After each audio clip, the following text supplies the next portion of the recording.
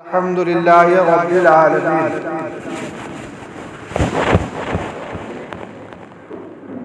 آئیے سب سے پہلے ہم اور آپ مل کر شاہکار فطرت آفتاب رسالت مصطفیٰ جان رحمت شمع بزم ہدایت دستگیر جہاں غم گسار جماں سید سربراہ سرخیل زہرہ جمالہ یعنی جناب محمد الرسول اللہ صلی اللہ تعالی علیہ وسلم کی بارگاہ میں بانداز غلامانہ درود و سلام کی ڈالی نشاور پیش کریں اور پڑھیں بآواز بلند اللہم صلی علی سیدنا و شفیعنا مولانا محمد بارک وسلم صلو علیہ صلاۃ و سلام علیک یا حبیبی یا رسول اللہ۔ کنز الکرامت جبر الاستقامت آیات من آیات اللہ شاہ امام محمد رضا خان فاضل بریلوی علیہ رحمت و رضوان ارشاد فرماتے ہیں کہ فرش والے تیری شوکت کا علو کیا جانے، فرش والے تیری شوکت کا علو کیا جانے، خسروا عرش پہ اڑتا ہے فریرہ تیرا، خسروا عرش پہ اڑتا ہے فریرہ تیرا۔ اور ایک مقام پہ ارشاد فرماتے ہیں سونا جنگل رات اندھیری چھائی بدلی کالی ہے، سونا جنگل رات اندھیری چھائی بدلی کالی ہے، اور سونے والے جاگتے رہیو چوروں کی رکھوالی ہے۔ اور ایک مقام پر ارشاد فرماتے ہیں جو پچھلا جمعہ بھی آپ سنے تھے کہ دن لہو میں کھونا تجھے، شب صبح تک سونا تجھے، اور شرم نبی خوف خدا یہ بھی نہیں وہ بھی نہیں۔ اور کوئی شاعر نے کیا ہی خوب کہا ہے کہ مزہ جب ہے کہ اتنا اثر ہو تیری زبان میں پیدا، مزہ جب ہے کہ اتنا اثر کرے زبان میں تو پیدا، اور اندھیروں میں تیری عزا گنجے تو ہو سحر پیدا۔ اور ایک کیا ہی خوب کہا ہے کہ وہ قومیں جو شراب و رقص و موسیقی میں کھو جائے، یا یوں کہنے کہ وہ قومیں جو شراب و غیبت و جوا میں کھو جائے، اور وہ قومیں کبھی نہیں کر سکتی ہے اہل ہنر پیدا، وہ قومیں کبھی نہیں کر سکتی ہے اہل ہنر پیدا۔ درود شریف پڑھ لیجیے اللہم صلی علی سیدنا مولانا محمد بارک وسلم صلو علیہ صلاۃ و سلام علیک یا حبیبی یا رسول اللہ صلی اللہ تعالی علیہ وسلم۔ آج جس بیان کے ٹاپک کو لے کر میں آپ کے سامنے حاضر ہوں، اس کے اندر ایک ایسے کردار کا تعارف ہے، یوں کہہ لیجئے کہ ہمارا ان سے بہت ہی قریبی تعلق ہے، اور یہ قریبی تعلق بدقسمتی سے ہے، ہونا تو نہیں چاہیے تھا لیکن بدقسمتی سے مسلمانوں کا ایک قریبی تعلق اس سے ہو گیا کہ انسان جب تک اپنے دوست اور دشمن کی شناخت نہیں رکھتا ہے، دوست اور دشمن کو نہیں پہچانتا ہے، تو وہ گھاٹے میں رہتا ہے۔ کسی زمانے میں کسی نے ایک مقولہ کہا تھا کہ اگر جینے کی تمنا ہے تو کچھ تعلق پیدا کرو۔ تو آج کے اس بیان میں اسی کردار کا تعارف ہے جس کے بارے میں ہم کو اور آپ کو جاننا ہے کہ اس کا وار، جس کے بارے میں ہمیں اور آپ کو جاننا ہے کہ اس کا وار کیسے ہوتا ہے، ان کی سازشیں کیا ہے۔ اگر ہمیں یہ پتہ نہیں ہوگی تو ہم بہت بڑی مشکل میں پڑ جائیں۔ میں آپ سے کہوں یا آپ میں سے کوئی مجھ سے کہے کہ فلاں آدمی آپ کو نقصان پہنچانے کی سازش کر رہا ہے، تو کیا آپ ان کے ساتھ بات کریں گے؟ یقیناً ہے کہ آپ میں سے کوئی بھی اس سے بات کرنا نہیں چاہے گا، یا یوں کہہ لیں کہ کوئی آدمی آپ کے بارے میں سوچ رہا ہے کہ آپ کی گھر برباد ہو جائے، آپ تباہ و برباد ہو جائے، تو کیا آپ اس سے کبھی دوستی کریں گے؟ کبھی بھی دوستی نہیں کریں گے۔ لیکن قرآن کہہ رہا ہے جو میرا بھی دشمن ہے اور آپ کا بھی دشمن ہے، وہ قرآن کہتا ہے اِنَّهُ لَكُمْ عَدُوٌّ مُبِينٌ، کہ بے شک وہ تمہارا کھلا دشمن ہے۔ اب کھلا دشمن کون ہے؟ قرآن میں ایک دو مرتبہ نہیں، جا بجا یہ لفظ آیا ہے، وہ کھلا دشمن شیطان ہے۔ اور شیطان کا وار کیا ہمیں پتا ہے، ان کی سازشیں ہمیں پتا ہے، وہ کس طریقے سے ہم پر حملہ کرتا ہے۔ اس لیے کہ ایک فوج دوسری فوج کی حکمت عملی کو جب تک نہیں جان لے تو کامیابی اس کے لیے نہیں ہے۔ تو ہم اپنی لا علمی کی بنیاد پر اپنی تمام عبادتوں کو برباد کر دیتے ہیں۔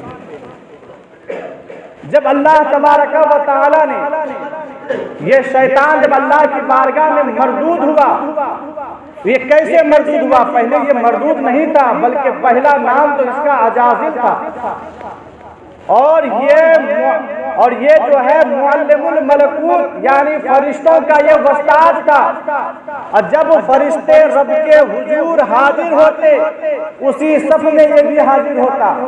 بتائیں کتنا بڑا مقام تھا ان کا۔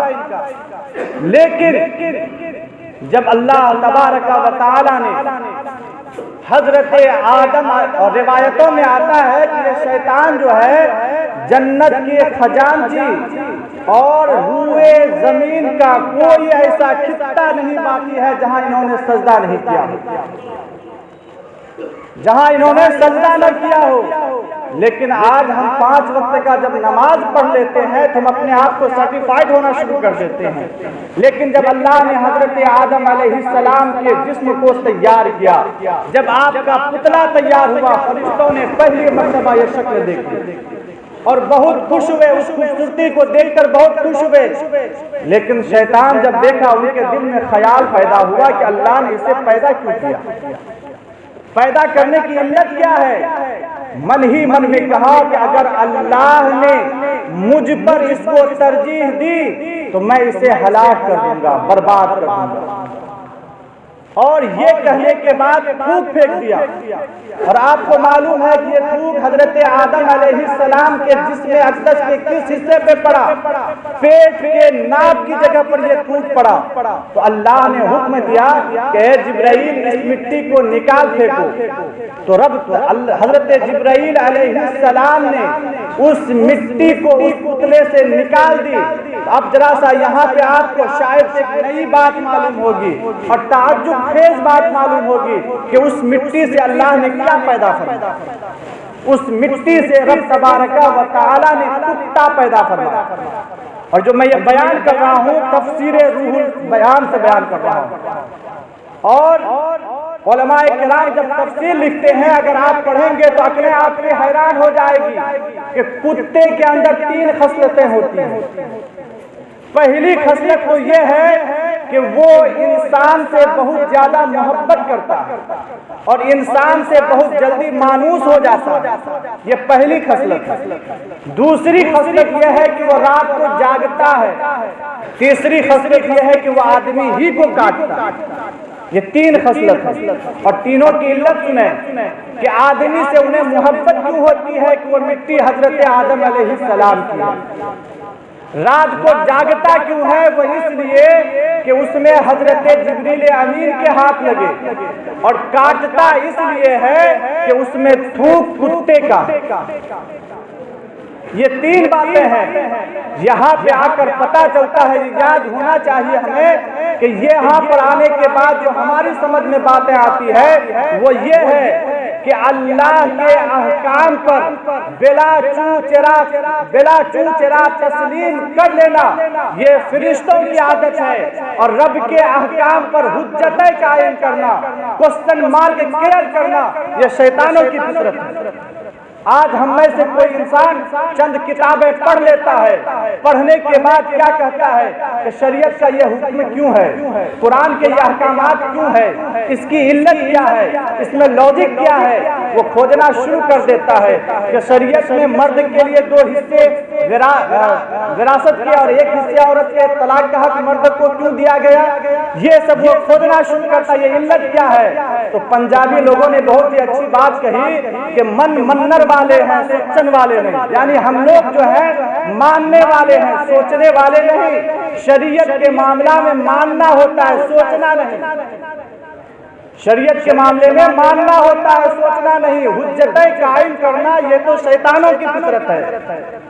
تو جب اللہ نے حضرت آدم علیہ السلام کو پیدا فرمایا اور فرشتوں کو حکم دیا کہ آدم کو سجدہ کرو، سبوں نے سجدہ کیا سوائے ایک کے، وہ شیطان ہے جو سجدہ نہیں کیا۔ تو رب تبارک و تعالی نے پوچھا کہ تمہارے پاس میرا حکم آیا پھر تم نے سجدہ کیوں نہیں کیا؟ تو قرآن میں اس کا جواب موجود ہے، قرآن میں یہ لفظ موجود ہے۔ اللہ تبارک و تعالی فرماتا ہے انا خیر من خلقتنی من نار و خلقتہ من طین۔ شیطان کہہ رہا میں بہتر ہوں اس لیے کہ میں آگ سے پیدا کیا گیا ہوں اور حضرت آدم مٹی سے پیدا ہوئے۔ یہاں پر آ کر میں ایک جملہ کہنا چاہتا ہوں کہ شیطان نے یہ جملہ کہا انا خیر من، کہ میں بہتر ہوں۔ آج ہم میں سے یہ جملہ ہر انسان کہتا ہے انا خیر من، میں بہتر ہوں۔ جن کے پاس زیادہ پیسہ ہے وہ کہتا ہے میں بہتر ہوں، جن کے پاس علم زیادہ ہے وہ کہتا ہے میں بہتر ہوں، سماج میں جو اقتدار کے مالک ہیں وہ کہتا ہے میں بہتر ہوں۔ جناب غور کریں، شیطان نے ایک مرتبہ کہا انا خیر من، میں بہتر ہوں، تو ساری عبادتیں، ساری ریاضتیں، کتابوں کے اندر آتا ہے چہرہ بھی بڑا خوبصورت تھا، کالا کر دیا گیا، رب تبارک و تعالی اپنی بارگاہ سے نکال دیا۔ آج تو ہم روزانہ کہہ رہے ہوتے ہیں اور کچھ تو لوزک اپنی زبان سے کہہ رہے ہوتے ہیں، پریکٹیکلی اپنے ہاتھ سے کر کے دکھا رہے ہوتے ہیں۔ ذرا سوچیں کیوں؟ اس لیے کہ ہم دوسرے کو حقیر سمجھتے ہیں، ہم سوچتے ہیں کہ اس کی کیا اوقات جو ہمارے سامنے بات کرے۔ چند کتابیں پڑھ لیا ہے، میں برسوں سے پڑھتا آ رہا ہوں، اس کی کیا بساط وہ مجھ سے بات کرے۔ یاد رکھیں آقا فرماتے ہیں من قال عالم فہو جاہل، جو اپنے آپ کو عالم کہتا ہے، جو اپنے آپ کو جاننے والا کہتا ہے وہ جاہل ہے۔ اور یہاں سے آ کر میں آپ کو سوچنے کا مقام دیتا ہوں، یہ حدیث پاک صرف ان کے جاننے والوں کے طبقے کے لیے نہیں ہے بلکہ تمام کو انحصار کرتا ہے، تمام کو گھیرتا ہے کہ ہر وہ آدمی جو جس مقام کا فائز ہے وہ اپنے حدود کے اندر رہ کر سوچے کہ اللہ نے مجھے پیسہ دیا ہے، جس زمانے میں جن کی شہرت ہے وہ بھی سوچے کہ یہاں یہ ساری چیزیں دینے کا مالک تو رب تبارک و تعالی ہے، ساری نعمتیں اللہ نے دی ہے، پھر تکبر کس بات کا، پھر تکبر کس بات کا؟ وہ سوچیں اور سوچنے کا مقام ہے کہ جن کے پاس پیسہ بھی ہو، جن کے پاس دولت بھی ہو، جن کی شہرت بھی ہو، اگر وہ اپنے آپ کو دوسرے سے بہتر سمجھتا ہے تو یہ یاد رکھیں کہ وہ اپنا خیال کر لیں کہ ہم کہاں جائیں گے۔ اس لیے بزرگان دین کا طریقہ کیا ہے، ہمارے اسلاف کا طریقہ کیا ہے؟ علماء لکھتے ہیں بزرگان دین تو یہ کہا کرتے تھے کہ میں سب سے زیادہ برا ہوں، اور علماء لکھتے ہیں کہ زندگی گزارنے کا طریقہ کیا ہے، وہ ذرا سنیں۔ علماء لکھتے ہیں کہ 2 عمر والے مل جائیں اور دونوں کی عمر بالکل برابر ہو تو آپ یہ سمجھ لیں، یہ سوچ لیں کہ میری عمر اور اس کی عمر دونوں برابر ہے لیکن ان کی نیکیاں زیادہ ہوگی، میرے جتنا گناہ نہیں کیا ہوگا، اس لیے یہ بہتر ہے۔ اگر آپ کو یہ مل جائے، کوئی عمر میں چھوٹا مل جائے، وہاں پر آپ یہ سوچ لیں کہ ان کی عمر تو کم ہے، ان سے گناہیں بھی کم ہوئی ہوگی، ان سے گناہ کم ہوا ہوگا، اس لیے یہ بہتر ہے۔ اگر آپ کو آپ سے بڑے عمر والا مل جائے تو وہاں پر آپ یہ گمان کر لیں ان کی عمر تو مجھ سے زیادہ ہے، ان کی نیکیاں بھی مجھ سے زیادہ ہوں گی، اس لیے یہ مجھ سے بہتر ہے۔ یہ ذہن میں ہمارا ہونا چاہیے۔ لیکن آج ہم اپنے کردار سے، ہم اپنے افعال سے، ہم اپنی حرکتوں سے بتانا چاہتے ہیں کسی طریقے سے میرا نام سرخی میں آ جائے، کسی طریقے سے میرا نام نمبر 1 پر آ جائے۔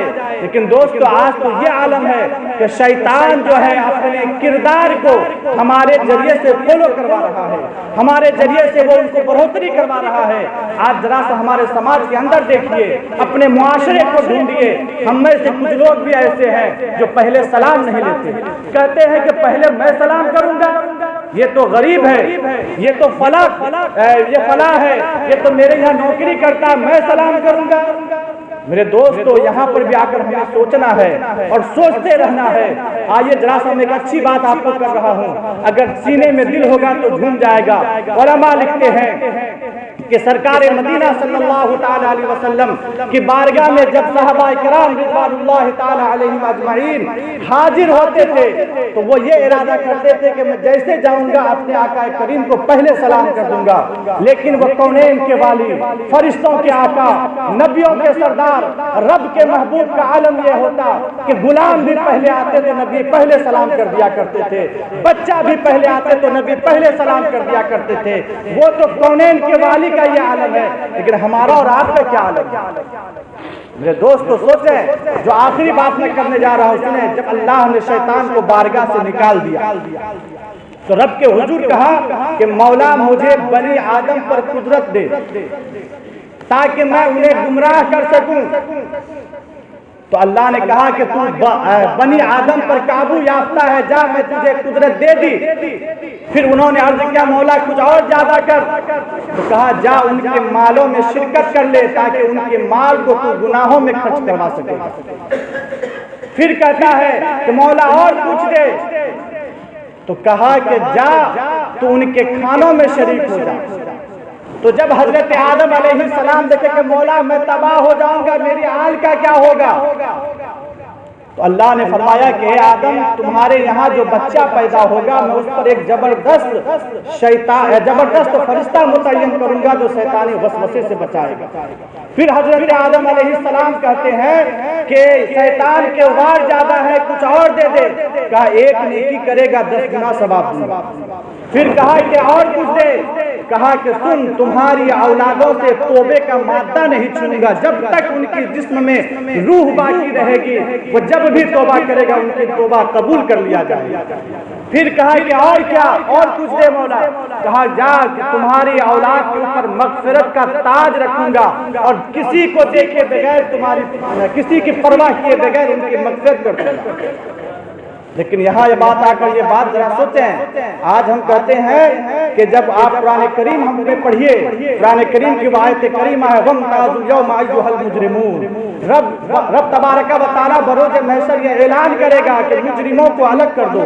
حضرت آدم علیہ السلام کہیں گے کہ مولا کتنے میں سے کتنے کو الگ کروں، رب فرمائے گا کہ 1000 میں سے ایک نیک کو الگ کر دو اور 999 مجرموں کو الگ کر دو۔ اللہ اکبر، ذرا سوچیں یہاں پہ آ کر کتنا بڑا مقام ہے یہ۔ کہتے ہیں کہ 1000 میں سے ایک اللہ کا پسندیدہ بندہ ہوگا۔ کبھی آج ہم نے سوچا کہ ہم وہاں پہ کس لائن میں ہوں گے؟ آج اگر ہمارے پاس اقتدار ہو جائے، سوچ ہو جائے اور کوئی گورنمنٹی کاغذ بنانا پڑے تو ہم کہتے ہیں ارے میرے پاس سورس ہے، ہم اس گلی سے گئے اس گلی سے بنا کے آ گئے، تمہارے جیسا لائن میں تھوڑا لگتے۔ لیکن ذرا سوچیں وہاں پہ بھی 2 لائنیں لگے گی، ایک نیکوکاروں کا لائن، ایک بدکاروں کا لائن۔ آپ ذرا سا سوچیں وہاں باپ بیٹے کو دیکھے گا، بیٹا نیکوکاروں کے لائن میں ہوگا، باپ بدکاروں کے لائن میں ہوگا۔ یہاں تک کہ وہ مبلغین، وہ واعظین، وہ عالم دین جو لوگوں کو نصیحت کرتے تھے، لوگ ان سے سن کر ہدایت یافتہ ہو گئے ہوں گے، لیکن وہ ہدایت یافتہ ہونے والا شخص جو ہے نیکوکاروں کے صف میں ہوگا اور وہ بیان کرنے والے واعظین جو ہے بدکاروں کے صف میں ہوگا۔ وہ دیکھ کر کہے گا حضور آپ کدھر ہیں؟ وہ کہے گا کہ میں تو دوسروں کو ہدایت کرتا تھا، خود عمل پیدا نہ تھا۔ یعنی دودھ کا دودھ پانی کا پانی ہو جائے گا۔ ذرا آپ سوچیں آپ یہاں پہ کس لائن میں ہوں گے، کس لائن میں ہوں گے؟ ذرا سا سوچیں۔ آپ کہتے ہیں کہ مفتی صاحب کی دماغ کا تار تو کہیں چھوٹ نہیں گیا ہے جو ایسی بات کر رہے ہیں۔ قرآن میں کہتا ہے الم عہد الیکم یا بنی آدم اللہ تعبدوا الشیطان انہ لکم عدو مبین۔ رب فرماتا ہے کہ اے بنی آدم کیا میں تم سے عہد نہیں لیا کہ تم شیطان کی عبادت نہیں کرو گے، تم اللہ کی عبادت کرو گے۔ تو آج اب ہم سے کہیں گے کہ ہم شیطان کی عبادت کہاں کرتے ہیں، ہم تو رحمان کے بندے ہیں۔ ذرا سا جائزہ لے کے دکھا دیتا ہوں میں، کتنا ہم شیطان کی بات مانتے ہیں، اتنا تو اپنے گھر والے کی بات نہیں۔ اگر واقعی دیکھنا ہو تھوڑا سا جائزہ لے لیجئے، ان کا عکس دیکھ لیجئے۔